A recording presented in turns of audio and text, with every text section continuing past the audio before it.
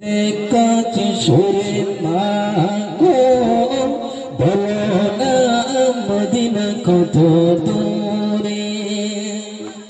ছোট ছেলে মাকে বলে কেঁদে কেঁদে কাছে সুরে মাগো বলো না মদিনা কত দূরে। সে তাই আমি যাব কেমন করে। শুনেছি শুনেছি সে তাই নাকি মোর দয়াল নবী আছে রে। আল্লাহুম্মা সাল্লি আলা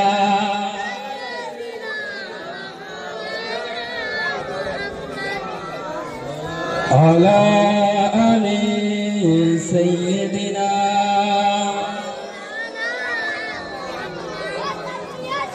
আল্লাহ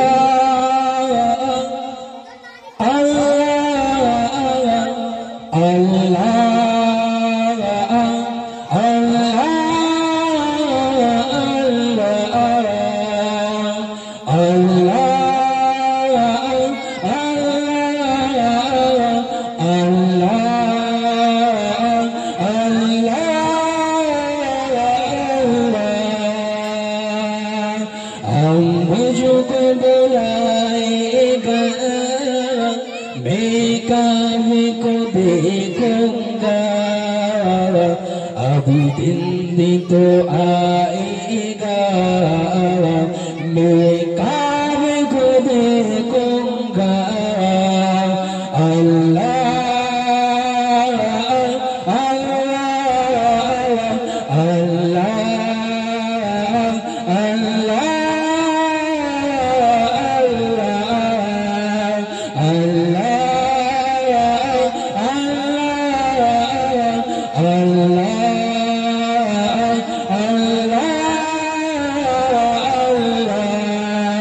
रब मुझको बुलाएगा मैं काबे को देखूंगा अभी दिन तो आएगा मैं काबे को देखूंगा।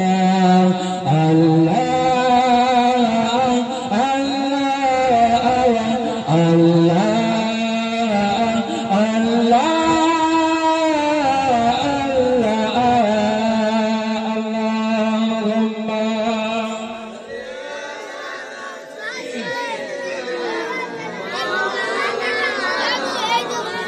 على آل سيدنا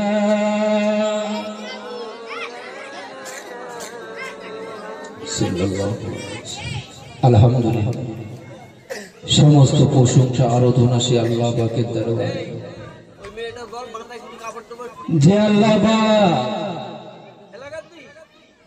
আজকে আমাদের মতন গুনাহগারদেরকে হসপিটালের বেডে না শুইয়ে রেখে নার্সিং হোমের বেডে না শুইয়ে রেখে যে আল্লাহ পাক আমাদের মতন গুনাহগারদেরকে এই মজলিসে আসার তৌফিক দিয়েছেন সেই আল্লাহ পাকের দরবারে অসংখ্য শুকরিয়া। সকলে বলি আলহামদুলিল্লাহ।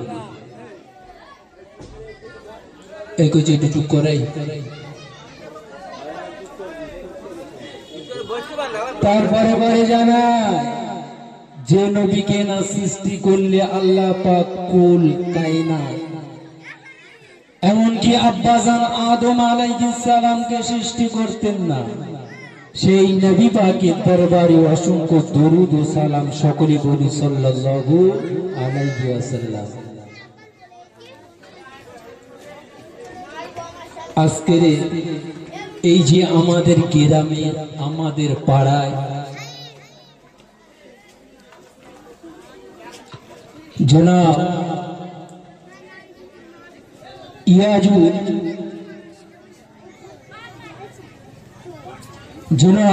ইয়াজুল জামাইয়ের বাড়ি আজকের যে কবর জিয়ারতের উদ্দেশ্য করে যে মজলিস কায়েম করা হয়েছে সকলে এখানে চলে আসে। আজকের এই রাতটা হলো জুমরা, যাকে বলা হয় বৃহস্পতিবার রাত, জুমার রাত সকলে চলে আসে। কেননা হাদিস পাকের ভিতর মানা আছে, এই মাইকের আওয়াজ যত দূরে যাবে, যত দূরে চলে যাবে, তত দূরের ভিতরে যত মানুষ থাকবে সেই মানুষগুলো মাইকের আওয়াজ পাবে। প্লাস তারা মজলিসে আসবে না, তাদের কোনো কারণ বশিত মজলিসে বসবে না। আল্লাহ রসুল বলে, আমি তাদের প্রতি মোহর মেরে দিলাম। আল্লাহ মোহর মেরে দিল।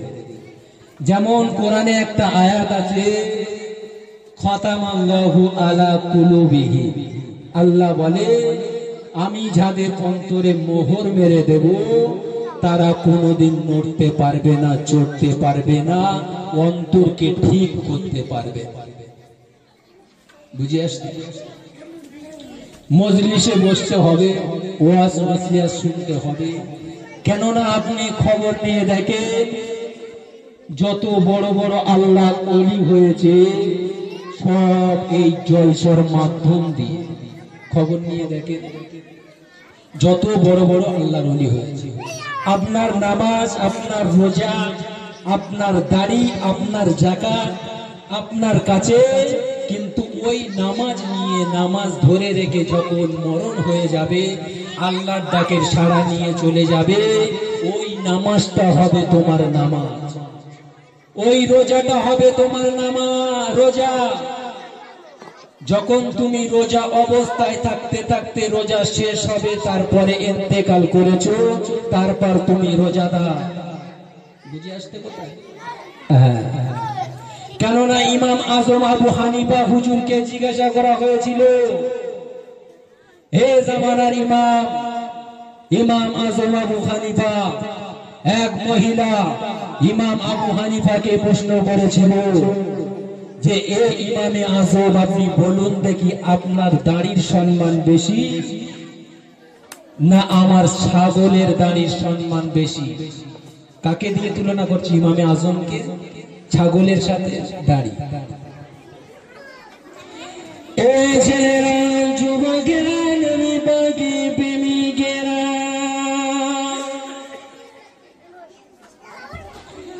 কারণ একদিন মহিলা ইমামে আজম আবু হানিফা হুজুরকে জিজ্ঞাসা করেছিল, এই জামানার ইমাম, ইমামে আজম আবু হানিফা, তোমার দাড়ির সম্মানটা বেশি না বা ছাগলের দাড়ির সম্মানটা বেশি? এই ছেলেরা, যুবকেরা, ইমামে আজম হুজুর আমার বলেছিল, ও মা বুড়িমা, আমি অমুক দিনে তোমার জবাব দেব। অবশেষে ইমামে আজম আবু হানিফা হুজুর আমার ইন্তেকাল হয়ে গেল।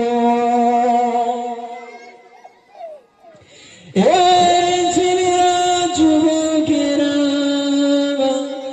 আমার নবী পাকের প্রেমিকেরা, ইমামে আজম হুজুরের লাশটা যখন ইমাম আজমের সাথে সঙ্গীরা নিয়ে যায়, ওই বুড়ি মা দেখতে পেয়ে জিজ্ঞাসা করে, তোমরা কার লাশ নিয়ে চলে যাও? ওই সময় লোকেরা বলেছিল, ও বুড়িমা, ইনি হলো জামানার ইমাম। এই ছেলেরা, যুবকেরা, ইনি হলেন জামানার ইমাম, ইমাম আজম আবু হানিফা রাহমাতুল্লাহ আলাইহি। ওই সময় ইমাম আজম আবু হানিফা হুজুরকে বলতে লাগলো, এ জামানার ইমাম, তুমি তো ইন্তেকাল হয়ে আল্লাহর রাস্তায় চলে যাবে, তাবার জবাবটা কে দিয়ে যাবে? ওই সময়তে ওই লাশির ভিতরতে সব চলে এলো, এ বুড়িমা শুনে গিয়ে দাও, এ বাবা বুড়িমা শুনে গিয়ে দাও, আমি আজ দিনে পেপারে যাও তোমার ছাগলে দাঁড়িয়েছে, আমি বুড়ি আমি ইমামে আজম আমার দাঁড়িয়ে দামটা বেশি। দেখতে পাচ্ছেন ইমাম আজম আবু হানিফা হুজুর ইন্তেকাল করলে চলে যাবে আল্লাহর রাস্তায়, লাশের ভিতর থেকে জবাব আসে, বুড়িমা তোমার ছাগলের দাড়ির চেয়ে আমি ইমাম আজম আবু হানিফা হুজুর আমার দাড়ির সম্মানটা বেশি। জোরে বলেন কেন বলেন দিন? ইমামে আজম হুজুর ইন্তেকাল হয়ে চলে গেল, কিন্তু দাড়ি মোবারকটা রেখে হুজুর ইন্তেকাল হয়ে গেল। যতদিন তুমি নামাজ পড়বে, নামাজ পড়াকালীন তোমাকে আল্লাহর ডাকের সাড়া দিয়ে চলে যেতে হবে। তার ভিতরে যদি নামাজ ছেড়ে যায়, ও নামাজের কোনো দাম থাকবে না। কিন্তু এই যে পাপী আছে না, কুল্লু বানি আদম সন্তান গুনাহগার, কিন্তু এই গুনাহগার কিন্তু ওর ভিতরে উত্তম কারা, যারা গুনাহ করে এবং তওবা করে, ওর ভিতরে আমার নবী পাক বলেন ওরা গুনাহকারীর ভিতর থেকে গুনাহগারকারী উত্তম গুনাহগারকারী ওরা। জোরে বলেন বোঝা যাচ্ছে? গুনাহ করব আবার তওবা করে নেব, কেননা আল্লাহ পাক কালামুল্লাহ শরীফের ভিতর জানিয়ে দেয়, ইয়া আইয়ুহাল্লাযীনা আমানু তুবু ইলাল্লাহি তাওবাতান নাসুহা। হে বান্দা, আমি আল্লাহ জানি তোরা আজীবন গুনাহ করবি, ওই জন্য আমি আল্লাহ কোরআন কারীমের ভিতরে আয়াত অবতীর্ণ করে দিয়েছি, বান্দা তোরা গুনাহ করতে করতে যদি ক্লান্ত হয়ে যাস, মসজিদে যা, মসজিদে গিয়ে বস, আল্লাহর রহমত কোনো সময় ক্লান্ত হয় না। জোরে বলেন না। এসব সুবিধা অন্য নবীর জামানায় ছিল না, আমাদের নবীর জামানায় এলো। শুধু আমার নবীকে দেখে, আমার নবীকে দেখে কেন হাবিব যাতে খুশি, আল্লাহ তাতে খুশি। কেন ইয়া আইয়ুহাল্লাযীনা আমানু তুবু ইলাল্লাহি তাওবাতান নাসুহা, হে ঈমানদার বান্দা বান্দীরা, তুবু তোরা তওবা কর, ইলাল্লাহি তাওবাতান নাসুহা, আল্লাহর কাছে তওবা কর, নাসুহা খালিস অন্তর দিয়ে তওবা কর, খালিস নিয়ত রেখে আল্লাহর কাছে তওবা করতে হবে, আল্লাহ জীবনের গুনাহ মাফ করে দেবে। বুঝে আসছে? হ্যাঁ।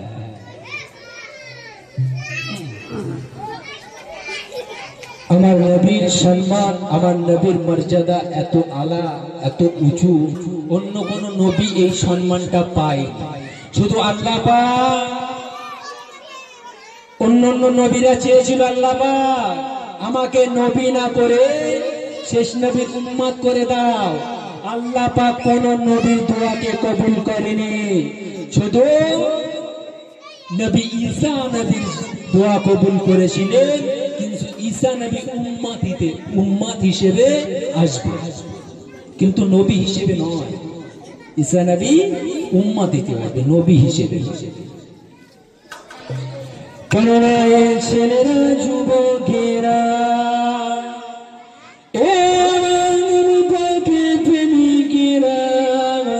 আল্লাহ একে একে অনেক নবী, অনেক পেগম্বর আলাইহিস সালামকে দুনিয়া জমিনেতে পাঠিয়েছিলেন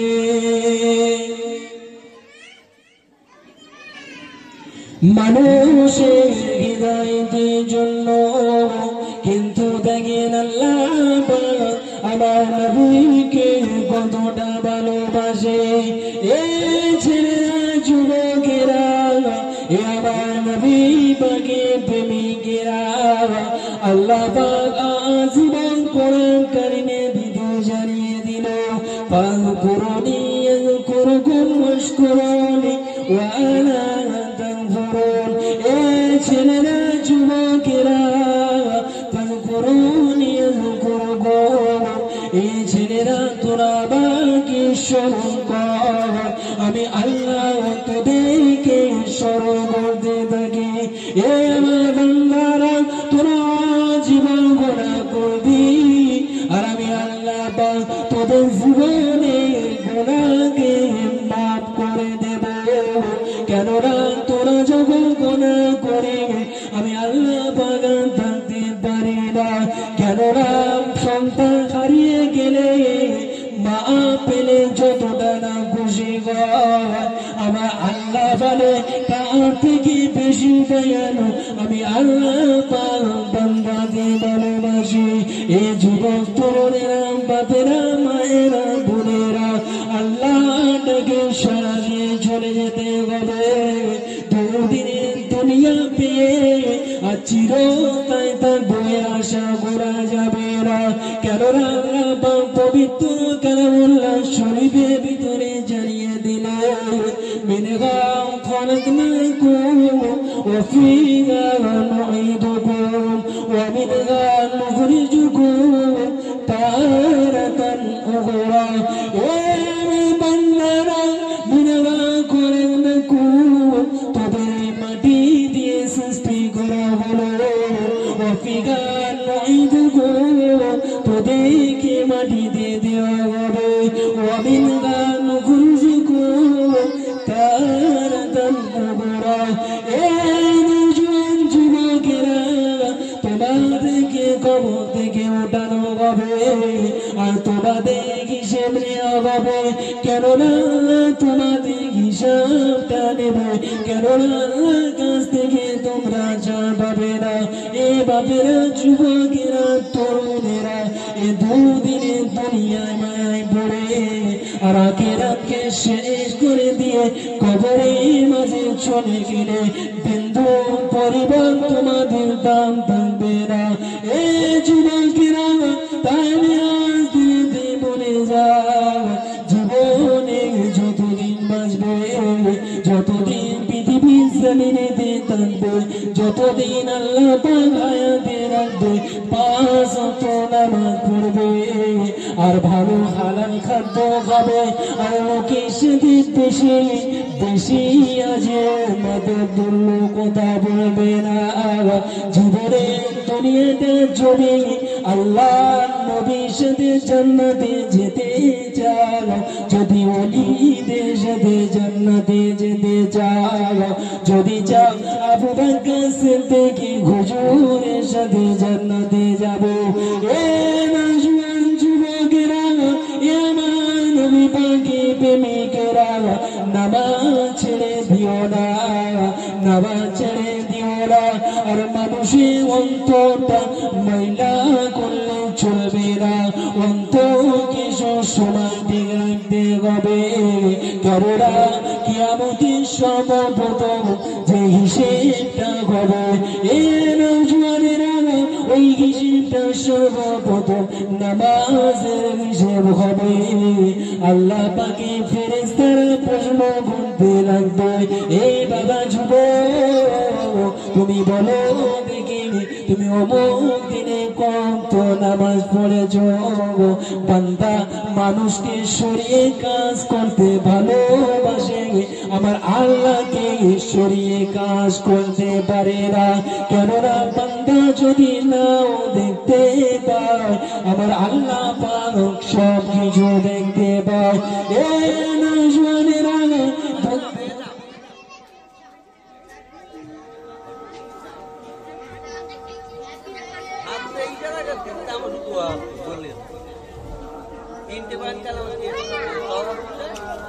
আর ইমাম হানিফা আর কি করে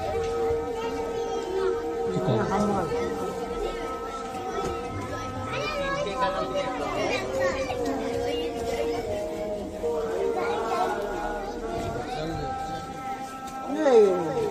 রাজু ভাই মাকে বসটা ঠিক করতে পারল না, বস কি বলতে বল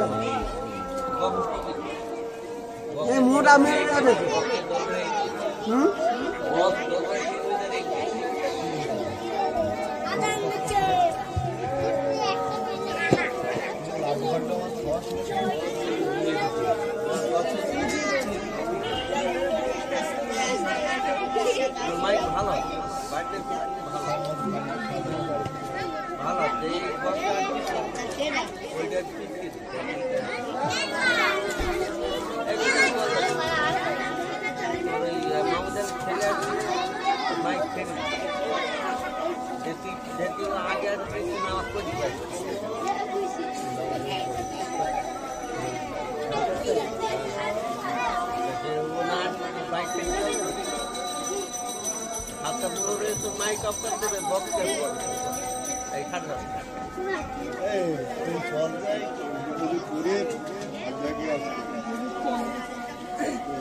নামাজ পড়ে আসি তো বাড়ি যাবি না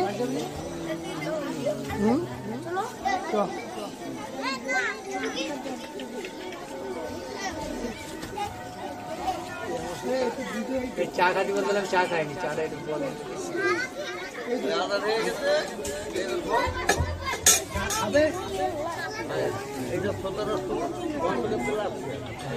আর 7:30 দিকে গেলে 15 মিনিট মাইক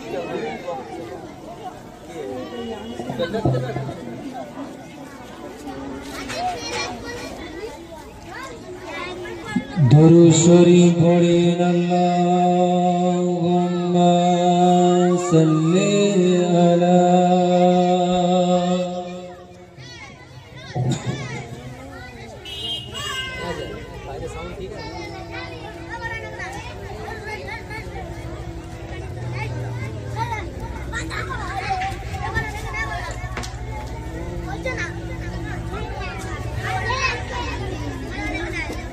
अला